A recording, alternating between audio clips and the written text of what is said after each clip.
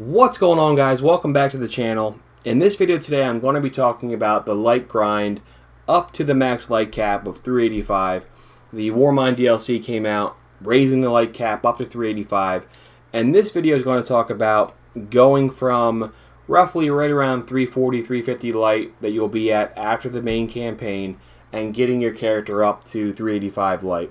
This video is not really for the hardcore players who are doing the raid and the raid layers 3 times a week on every character.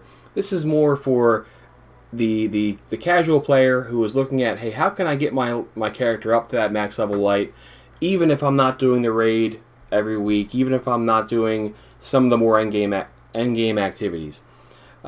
This video will have some strategies involving doing portions of the raid, but we'll get into that a bit later.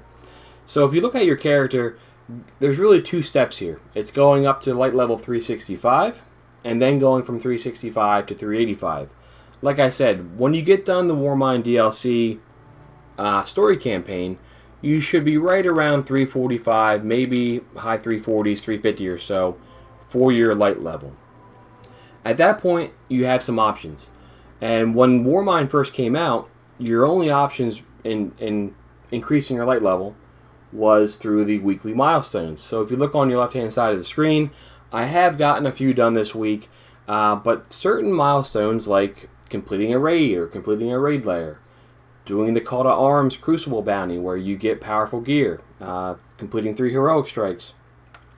These types of activities will reward you with a powerful gear engram.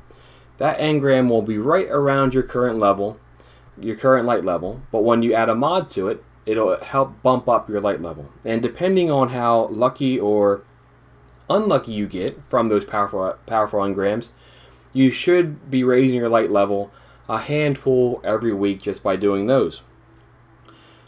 When Warmind first came out, that was the only way of doing it. But Bungie has implemented a change to the heroic strikes that after you complete a few of these, the rare gear drops from these, the blue engrams, can be up to 365 light.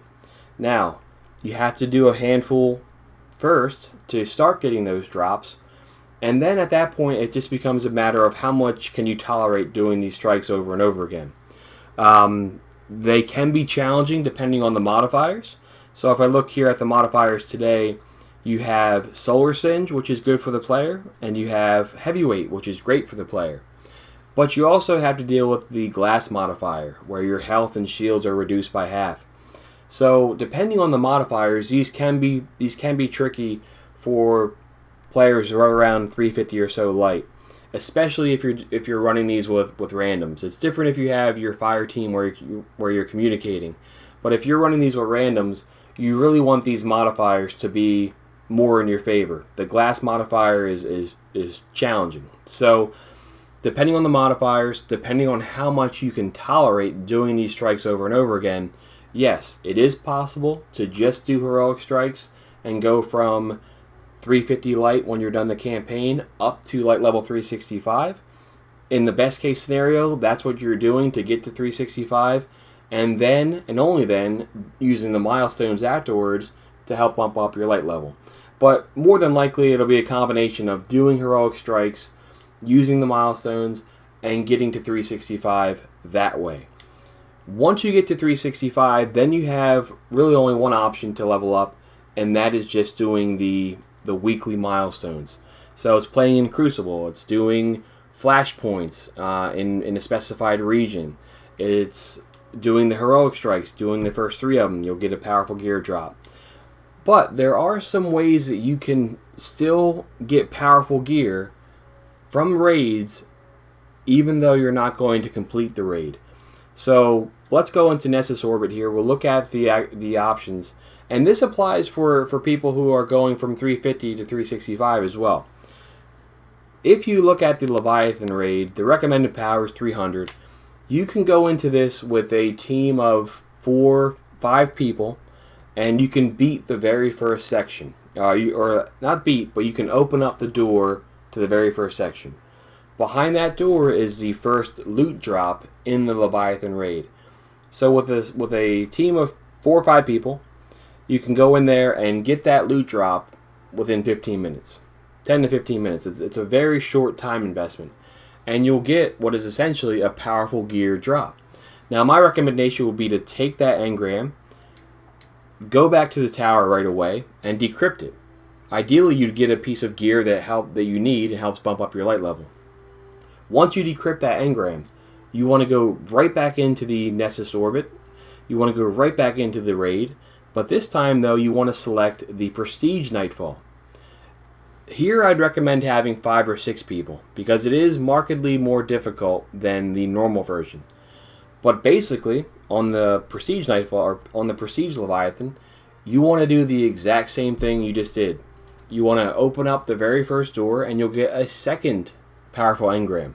So for a very small time investment, for not completing the entire raid, just completing the very first step in it, you can get an additional 2 powerful gear drops per week by using the strategy. So even if you're not a raid player, I would recommend still doing this just to get acclimated to it, but also mainly to get those 2 powerful gear drops for a very, very short amount of your time. The same thing can be said if we look at the Eater of World raid layer. This here, it won't be quite as fast as the Leviathan raid.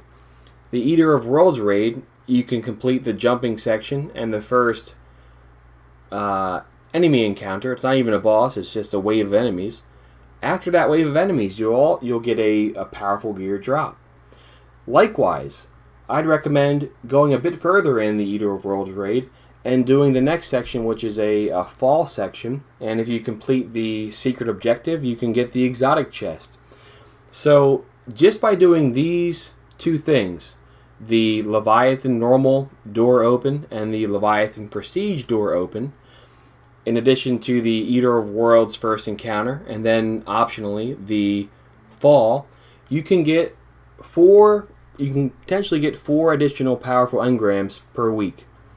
So this is a way here for anybody, non-raid players, raid players, to get a taste of the raid, not have to worry about going through and completing some of the more challenging mechanics, and get additional engrams that will help bump up your light level.